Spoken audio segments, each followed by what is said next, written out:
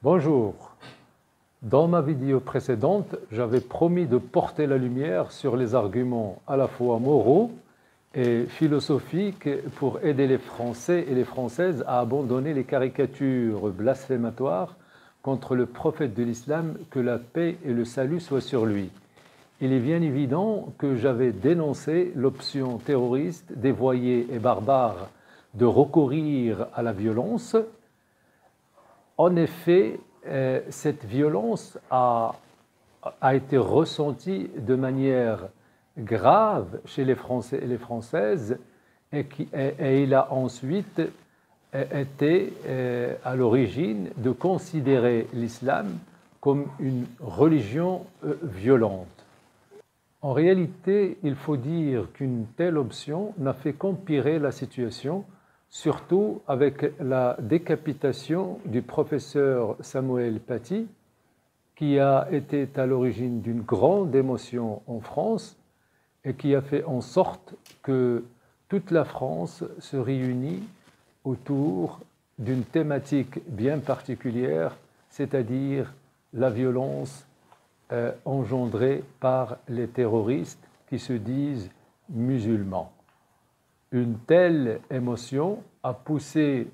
le président de la République française à déclarer ne pas renoncer aux caricatures. Ces mêmes caricatures ont été postées sur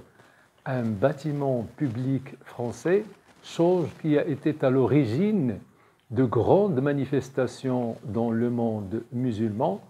et qui a en quelque sorte provoqué une rupture entre la France et le monde musulman. Certes, il faut noter ici que même les amis de la France les plus proches allaient faire à la France des reproches en lui indiquant de faire le distinguo entre la liberté d'expression et le respect des croyances religieuses, c'est-à-dire faire le distinguo entre la liberté d'expression qui doit être revêtue de responsabilité et le respect des croyances religieuses. En réalité, mon approche s'inscrit dans le cadre du rapprochement culturel entre le bloc de la culture française et le bloc de la culture islamique, qui reste en quelque sorte très méconnu par les Français. L'objectif affiché est de rapprocher les représentations des uns et des autres pour faire en sorte de rétablir les liens d'amitié et de fraternité qui unissent les Français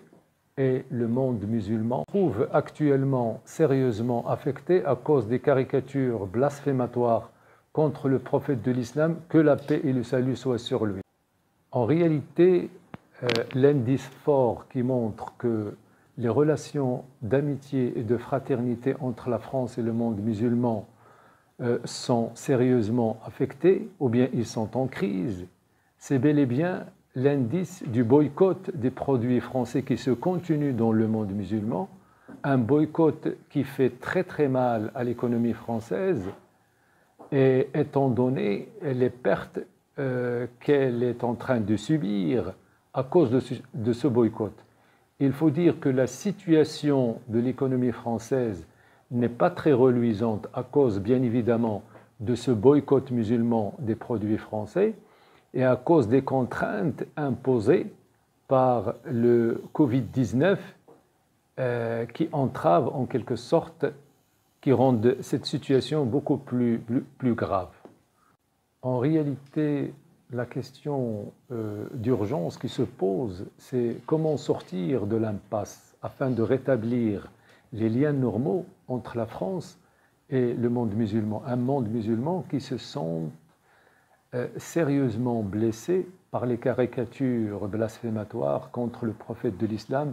que la paix et le salut soient sur lui. L'objectif affiché, bien évidemment, est de fournir aux Français et aux Françaises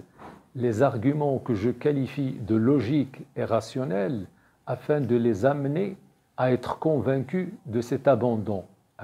L'abandon, bien sûr, des caricatures blasphématoires contre le prophète de l'islam. Le premier argument, je l'appelle l'argument moral et historique, l'argument qui est reliés à l'histoire de la France avec le monde musulman.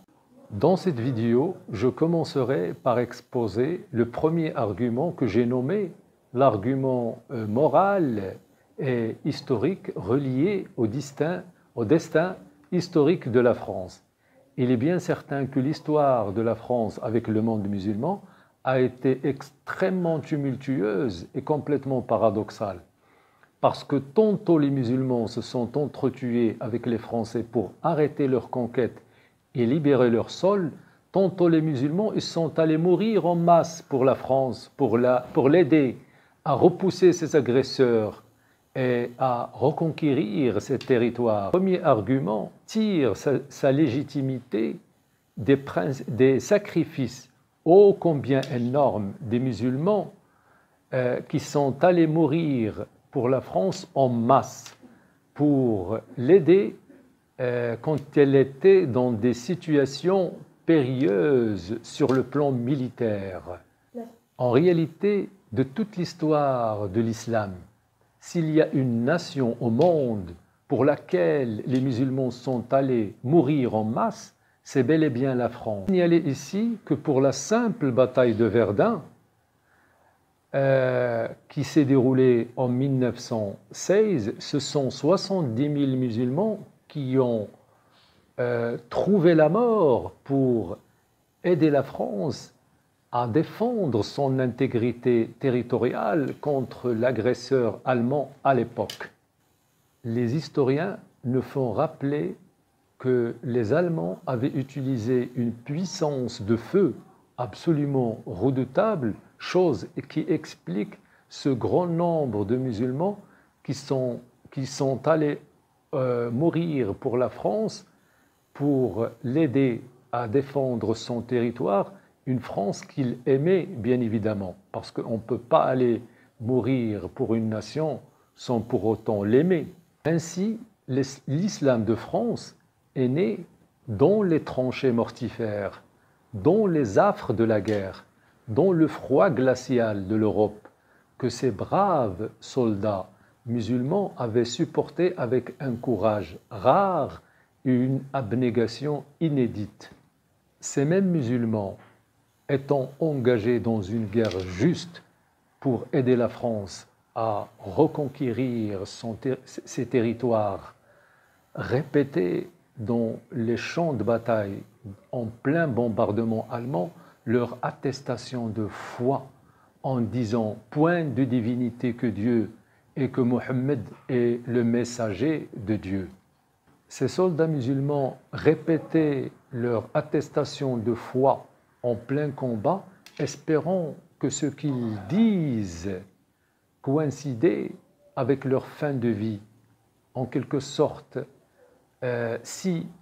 leur dernière parole était leur attestation de foi, cela devrait être en quelque sorte une récompense pour aller juste au paradis, comme le précisait le prophète de l'islam en disant que si l'un d'entre vous, son attestation de foi coïncide avec les dernières paroles en fin de sa vie, il y a une garantie qu'il peut être dans le paradis, dans la vie, après la vie. Des soldats musulmans qui sont allés mourir pour la France a été constituée de musulmans qui ont été recrutés par l'armée française pour l'épauler dans le deuxième conflit mondial. L'objectif était d'aller combattre l'idéologie nazie.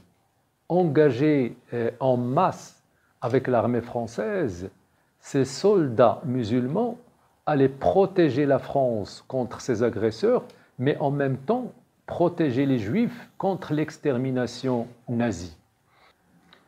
Dans les statistiques de l'armée française, on trouve qu'ils étaient à peu près 16 600 soldats musulmans qui ont trouvé la mort pour défendre la France contre ses agresseurs pendant le deuxième conflit mondial, ajoutant à ce chiffre des milliers de tirailleurs sénégalais et de soldats subsahariens. la question, à mon avis, cruciale qui se pose dans ce contexte est de savoir, est-il acceptable actuellement pour les Français de l'ère contemporaine de blasphémer un symbole, ou plutôt le meilleur symbole religieux des musulmans qui sont allés mourir pour la France à un moment de l'histoire de celle-ci. En d'autres termes, la République française n'a-t-elle pas le devoir de respecter les symboles religieux des soldats musulmans qui sont allés mourir pour elle en signe de reconnaissance au sacrifice qu'ils ont porté à la France à un moment, ou plutôt à des moments difficiles qu'il avait traversés durant son histoire. Par ailleurs, il faut signaler ici, à un moment de l'histoire de la France, qu'il n'était pas question pour la classe politique ou bien pour la société civile de ne pas récompenser les sacrifices des musulmans qui sont allés mourir pour la France pour le premier conflit mondial. Et c'est la raison pour laquelle elle a été décidé de construire une mosquée à Paris pour les musulmans de France à l'époque. En réalité, la mosquée de Paris, qui avait dérogé à la loi de 1905 concernant la laïcité, constitue une double fierté pour les Marocains à double titre. D'abord parce qu'ils étaient 400 artisans et maîtres artisans qui ont fait le voyage de deux villes impériales au Maroc, c'est-à-dire Meknès, Éphèse, pour participer à la construction de ce chef-d'œuvre islamique, ô combien symbolique à l'architecture mauresque d'une part, et d'autre part parce que ce même monument historique a été inauguré par deux chefs d'État, en l'occurrence le président français Gaston Doumergue à l'époque, accompagné du sultan Moulay Youssef en 1926. C'était un moment historique dans lequel le président Gaston Doumergue, dans son discours, voulait célébrer l'amitié franco-musulmane scellée dans le sang, comme il le disait. Le sultan Moulay Youssef a fait le déplacement à Paris pour voir de près l'accomplissement de ce chef-d'œuvre historique qui symbolisait l'amitié franco-musulmane. Ainsi, pour conclure sur ce premier argument qui est de nature morale et historique, il me semble que la République française doit être reconnaissante vis-à-vis des âmes musulmanes qui sont allées mourir pour elle en respectant l'un de leurs symboles les plus prestigieux du culte musulman, à savoir le prophète de l'islam. En d'autres termes, s'il n'y a pas de doute vis-à-vis du Holocauste dont les frères juifs ont été victimes à cause de cette idéologie nazie, y a-t-il un doute vis-à-vis des musulmans qui sont allés mourir aussi bien pour la France que pour les juifs, pour les protéger de cette idéologie nazie? Après avoir parachevé l'analyse de ce premier argument qui était de nature morale et historique, je vous donne rendez-vous dans ma prochaine vidéo pour vous exposer le deuxième argument qui est en relation avec le prophète lui-même, qui est objet des caricatures, pour vous montrer en quelque sorte quelle aurait été sa réaction face aux caricatures blasphématoires, un prophète qui est symbole de la clémence et de la bienfaisance vis-à-vis de l'humanité tout entière.